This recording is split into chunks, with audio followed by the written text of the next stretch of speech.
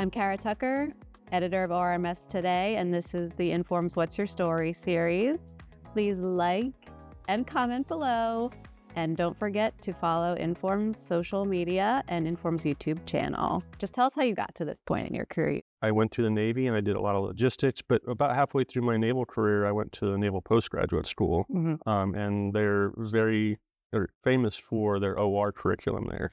And because I had the appropriate background academically, they're like, that's what program you're going to do. And I'm like, sounds great. They told you that? Oh, yeah, they pretty much tell you. Yeah. Some people get choices. Some people are told what they're going to do. And so it was a great experience. And I really got to love the practice of OR. And I went from there and I continued to do jobs in the military where I did analyst work. Some supply chain logistics problems, because that's where my expertise in the Navy was. And then I went from there for 2 or 3 tours, did some manpower tours, and I went back to Naval Postgraduate School for my last tour in the Navy. So I went back to where I got my master's degree, and I started teaching students, which was fabulous. And I still do that now, part-time. Oh, wow. I still teach out there when I can, when they need some support for a class. Yeah.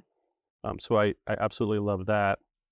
And as I transitioned out of the military, I started working for Canada. Yeah. It's been more recently that I did that. And then, of course, Informs. And just one thing leads to another, and it's kind of fallen into place like that. I actually have been career Marine Corps officer for over 20 years. And very early on in my Marine Corps career, I had the opportunity I was selected for an educational program that took me out to the Naval Postgraduate School, and that's where I earned my master's in operations research. Continued that throughout the rest of my career in the military. As I was getting close to transitioning from active duty, a colleague of mine at the Operations Analysis Directorate of the Marine Corps introduced me to Informs, invited me out to the Analytics Conference in 2017. And the rest is history from there. Okay. So you went to the Analytics Conference 2017 as that not being a member yet. So that's where I joined as a member, and to come to get that discount. Got it. That's good. Who was the colleague? I bet I could guess. Actually, maybe not. Oh yeah. Do you remember? Yes, I do. Paul Nicholas. Oh, okay. I was close. I was thinking Harrison Schramm. Yep. I met Harrison Schramm. Okay. There. Maybe that's what I was thinking. So from that time, you feel like you've found your professional home, would you say? Oh, absolutely. This has been an incredible journey. When I attended that first analytics conference, I got exposed to what's in the realm of the possible with the tools that we have as operations researchers and analytics professionals. And I was just inspired to bring that information back to my organization and beyond. So it was a tremendous opportunity. We're happy to have you here for 7 years and longer. At what point along that journey did you discover Informs? I discovered Informs during my first tour after Naval Postgraduate School. Okay. So I was in Pennsylvania, and it just so happened that the Informs that year was in Philadelphia. Yep. So I was like, oh, well, I can actually make it to that without a huge expense. So that's where I first got exposed to Informs, and I met some people that I've kept in contact with ever since then.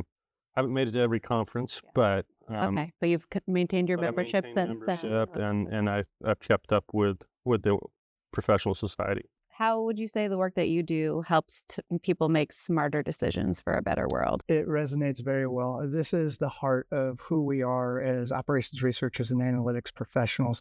We start with the business problem and we work backwards from that business problem to help our sponsors, help our senior leaders, help our decision makers make better decisions for the organization and ideally the world around us.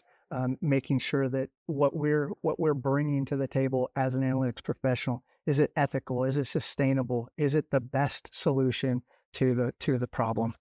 Great. Did you get your T-shirt yet? Informs with the smarter decisions for a better world. I don't have one yet. Check out our booth later. I've been involved in a few projects that have energy-related focuses, and I feel like personally, not necessarily just professionally, I like doing projects that result in better use of our energy resources and technologies. whether that's green technologies or otherwise just more efficient use of those common energy solutions that we have in place, whether it's a logistics problem or whether it's just a kind of a networking problem where you're trying to figure out how to do that better. The other thing is I've done a lot of work in national security, and I've done a lot of stuff in that. So it fits in my head of making the world better, not because I'm doing a military focused problem, but it's better because it makes the success and ultimately the safety of those people serving a higher percentage of it. Like, if I can do things that cause a service member to be healthy, to not be injured, not have a problem, not have a malfunctioning equipment, things that improve that process, those also, in my world, make things better for people. 100%. Do you have any advice for recent graduates who are just embarking and deciding where to go, industry, academia? What would you have to say to them? I think it really boils down to find a mentor. Never stop learning. It's always be learning and be curious. Be open to new opportunities, and then be a mentor to someone. I think with those 4 key principles, you'll be set up for success. I think, and that applies even outside of the analytics community, right? It really does. Thank you. You are also a certified analytics professional, or a CAP, and you are wearing your pin today. Shaun didn't wear it yesterday. Can you tell us why you decided to become a CAP and why you find certification to be important? I had mentors that were CAPs, first of all, so they encouraged it. They were like, "Oh, you should go do this." And I did it a little before I transitioned out of the military, and part of it was to differentiate and kind of prove that I understood analytics, that I knew how to do those kind of problems, and I had the soft skills that went along with that. Particularly as you go out and you look for employment and you try to support why somebody should hire you and have you on their team, one of the things that they want you to do almost invariably that gets you a job is a reference or a referral or somebody out there saying, "Hey, you should hire this person," or, "Hey, I'm going to introduce you," or very few people percentage-wise get jobs purely off of a job post. Yeah. They know somebody, they've connected with somebody, and they get a referral, and they get to that interview. Yeah. Or the interview is the next step. But getting to the interview, things like the CAP, to me, represent not that single person, but an entire organization, very large organization that says, this person is certified to do this stuff, and here's what we have certified. They took an exam, they did this. So it's like having that individual, but massively scaled up on your resume. Yeah. And then it gives you, the other thing I always explain to it is CAP is not as prolific out there in the industry as we'd like it to be. Right. So not everybody I went and interviewed with or talked with knew what CAP was. The ones that didn't saw it behind your name. So what's that? Can you explain to me that? And it's a natural interview thing that you can just fill in part of your interview with, explain what CAP is. Right. So even if they didn't know, it was still proving to them. Still proving them you had a commitment to the profession. You also had some soft skills. You had proven yourself. And the ethics part too, correct? And yes, there's an ethics pledge, which every company should want somebody, especially in the age of AI and machine learning type problems, where you need to have somebody that has some minimal level of ethics involved. Yes, 100%. I decided to become a CAP as I was getting close to transitioning off of active duty, and I wanted a way to distinguish myself from the rest of the pack. And education is paramount. It's the foundation for the learning that we do and that what we apply as analytics professionals. But the certification is different from the education. I earned my master's degree a few years ago. We'll just leave it at that. Right. Me too. But the certification then it requires you to stay current in the field. So backed by an organization, they're certifying you with the skills and the abilities to do certain things.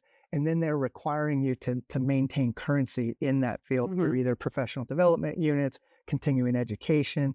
And so that in and of itself is really stands out to practitioners or industry as you are looking for opportunities. It's a differentiator from the rest of the pack there. Yeah. And it's also a community. And that's one of the things that I've truly valued about being a CAP is that guild of certified analytics Right. professionals. Good. And there's also the ethics portion too, correct? You have to take an Informs ethics course as part of the whole CAP. That's right. Every certified analytics professional needs to agree to the Informs Code of Ethics. Yeah.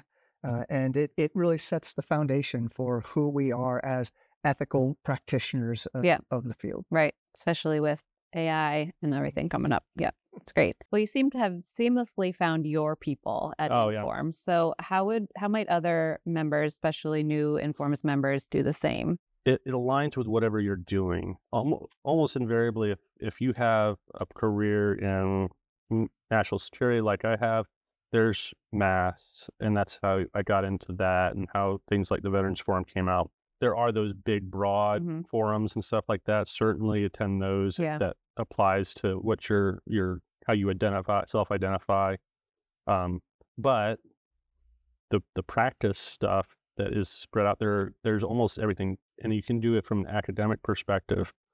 Maybe you have a particular skill set that you really like to work in, join those sections, or an applied area.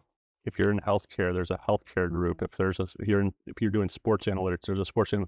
Start there. But what I heard somebody else say is, like, as you progress through your career, you may find that your career in this particular industry is kind of waning off, and maybe you should get involved in another. The other thing that makes a huge difference isn't just showing up to an annual conference and sitting in the back of the room watching talks related to what you do. The other thing is just raising your hand and saying, hey, is there any way I can help out next year with this? Because I guarantee you, I would say that there should be no organization with no sub-organization within Informs that would look at somebody that wants to do stuff and help out and tell them, no, we've got enough people. Even at our level. Yeah, there's nobody that's going to say, well, we've got plenty of support. We don't need extra help. No, we don't need it. No, they're always, many hands make light work, and we volunteering is especially true in that regard. And volunteers sometimes are in short supply, so definitely just see how you can contribute. And once you start contributing, you get asked to do. You get to ask to do things. Before you know it, you'll be sitting in an interview talking to Kara. Exactly. How would you describe the Analytics Conference to a first-time registrant? What would you say to people who maybe are on the fence about coming to next year? It's too late this year, but what would you say to them? I would say that they need to come to this event. This is by far, I'm not supposed to have favorites, but this is my favorite conference. And it really is, it provides the ability to see what's in the realm of the possible for me to then take that back to my organization and make my team and my organization better from the things that I learn at this conference. The most valuable thing that you're going to take away from this conference is the network, the professional relationships that you forge here. This is a smaller conference with larger technical sessions so that you can dive a little deeper into the subject matter and then connect with those presenters and the colleagues that you're going to meet in the various socials. And it goes back to always be open to opportunities.